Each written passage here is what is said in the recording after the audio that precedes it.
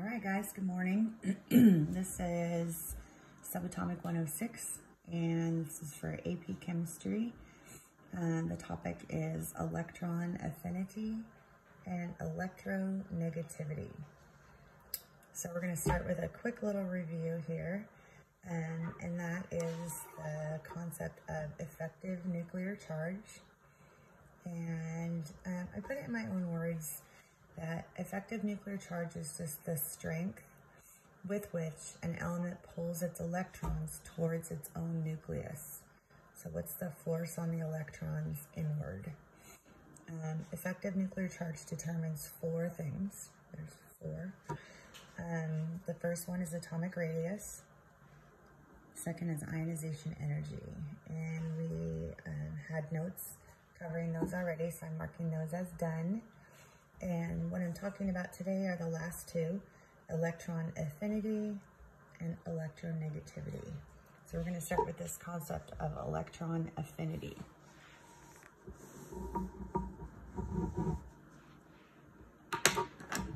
So here's a new idea. And of course, we're going to make our notes pretty. So we're going to do some colors here. Okay, so the concept of electron affinity. And affinity, I don't know if you guys knew this or not, but affinity means attraction to.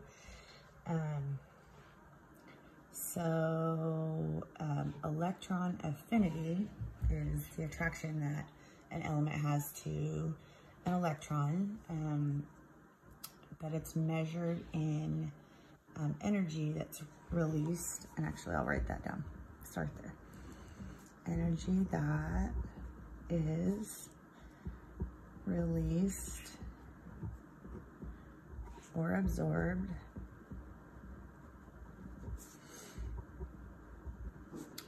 when an element gains an electron.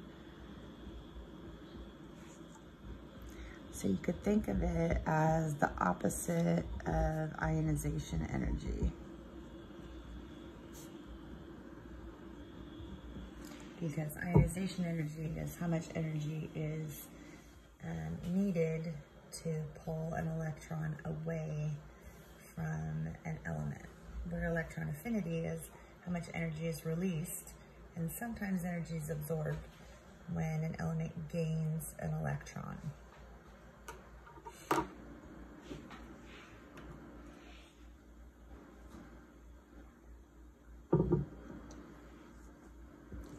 So if we're looking at the periodic table as a box, as you go up and to the right,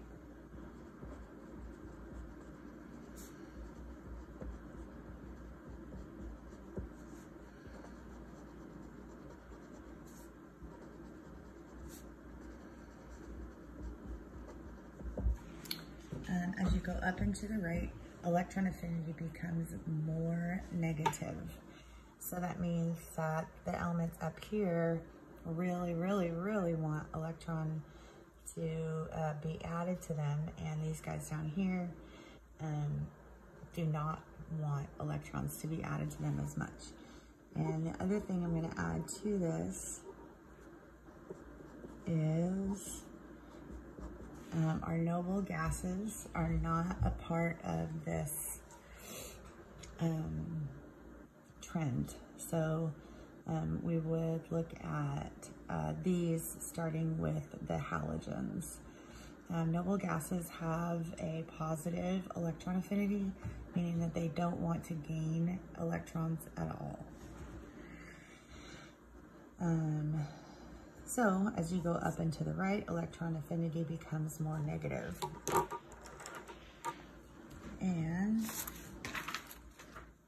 we're going to talk about the exceptions to this situation.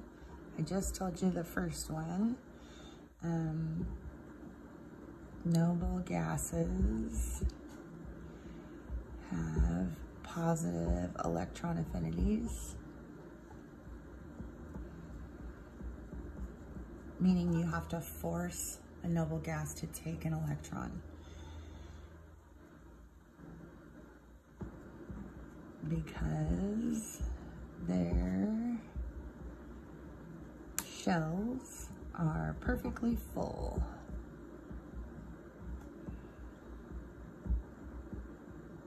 Of electrons.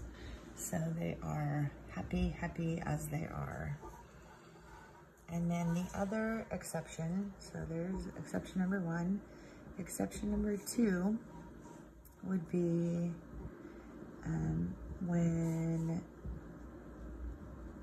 adding electrons to a half-filled subshell.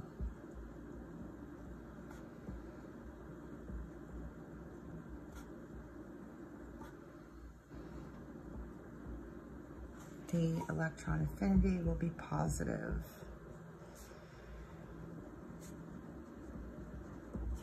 And that's just because a half-filled subshell has those electrons spread out perfectly within the subshell, and all the roommates, so to speak, are living by themselves. So when you try to add another electron in there, the element, because it's stable as it is, the element resists, kind of, the electron being added. So,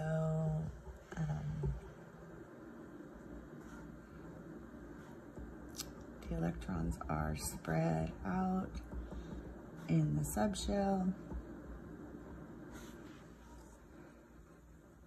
Therefore, none of them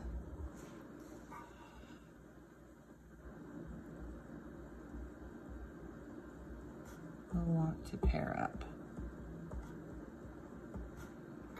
They want to live alone.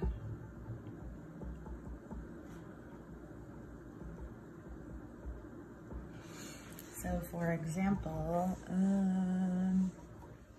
we're going to look at nitrogen, where we would have 1s2, 2s2, 2p3. And focusing in on that 2p3, if we looked at it in terms of an orbital diagram, I'm going to scooch this up over here. An orbital diagram, if we look just at the p subshell, we would have an electron, an electron, an electron. And for electron affinity, we'd be trying to add an electron.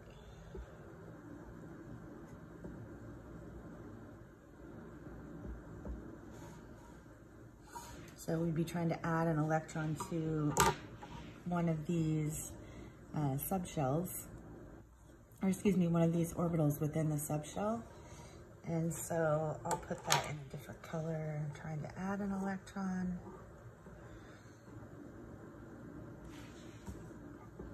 Takes energy. Okay, so noble gases have positive electron affinities, as do elements that have perfectly half-filled subshells, because their electrons are spread out. Generally, electron affinities are negative because nuclei are positive, and when you add something negative to it, energy is released. So I'm going to make that statement also.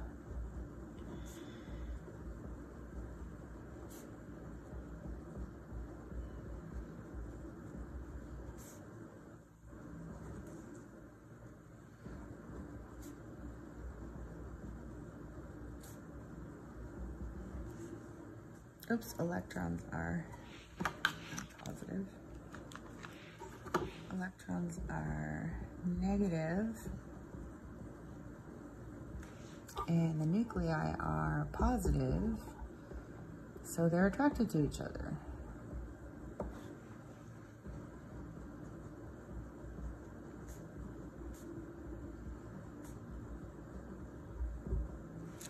So energy is released when they come together in general. But if it's a situation like one of these two, then the element resists taking that electron, and that results in a positive electron affinity. Okay, got a little bit of space here, and we're going to jump to this idea of electronegativity.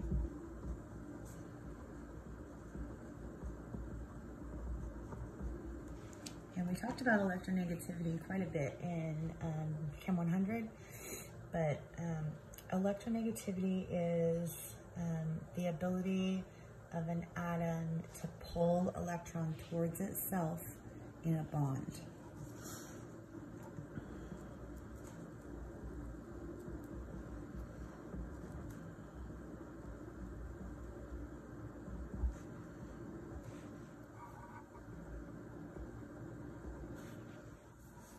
Pull shared electrons, bond electrons, towards itself. Oops.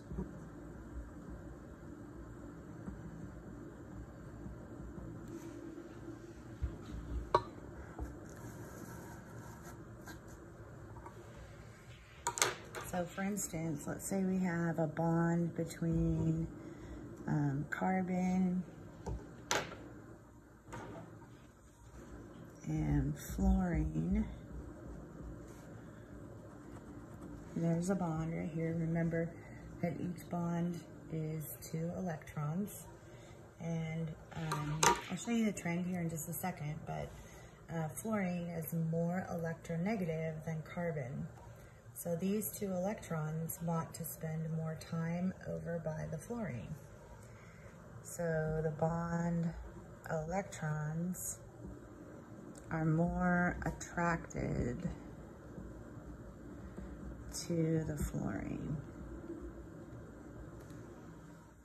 So if we drew it like this, where we have carbon and fluorine,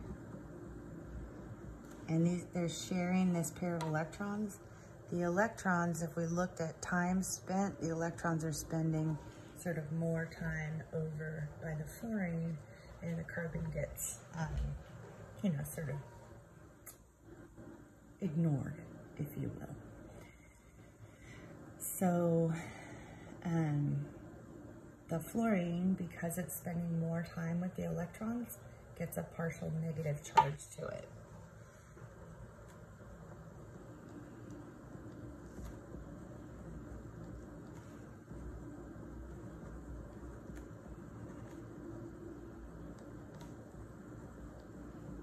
Because the electrons are spending more time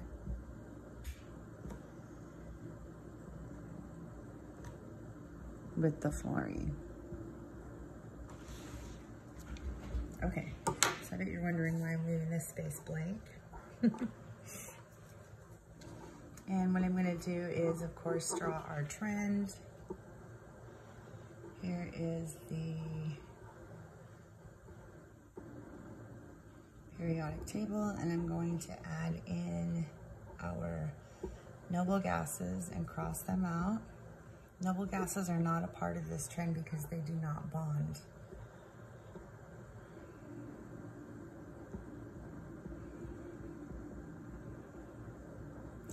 Therefore, we don't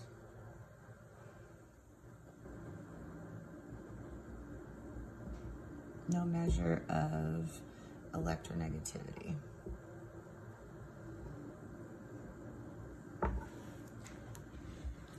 Xenon once in a while will bond with really electronegative elements like fluorine and oxygen, but those are rare situations. So here's our trend as we go up and to the right.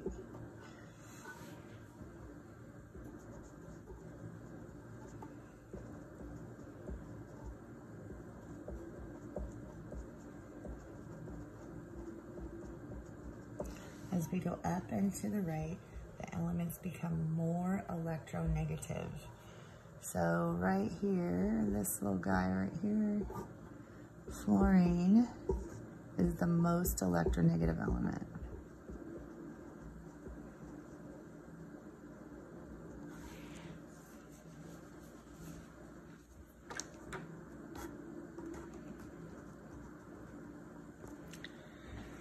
So fluorine is the most electronegative element, where francium would be the least electronegative element.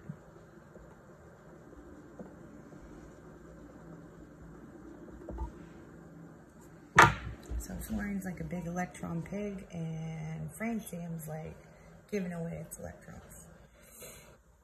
Okay, so one last little thing. If we had a bond of this nature, where carbon is bonded to fluorine, but the electrons are spending more time with the fluorine, we would show that bond like this, a carbon-fluorine bond, and we would draw an arrow down below it to show that the carbon has a partial positive charge. That's what this little cross is.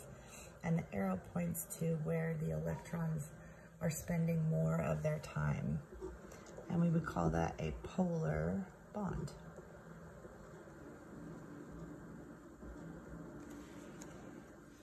My O is a little weird there, sorry. That's a polar bond. Where a bond like fluorine to fluorine, where they're both really electronegative, and they're pulling with the same amount of strength, this would be a non-polar bond.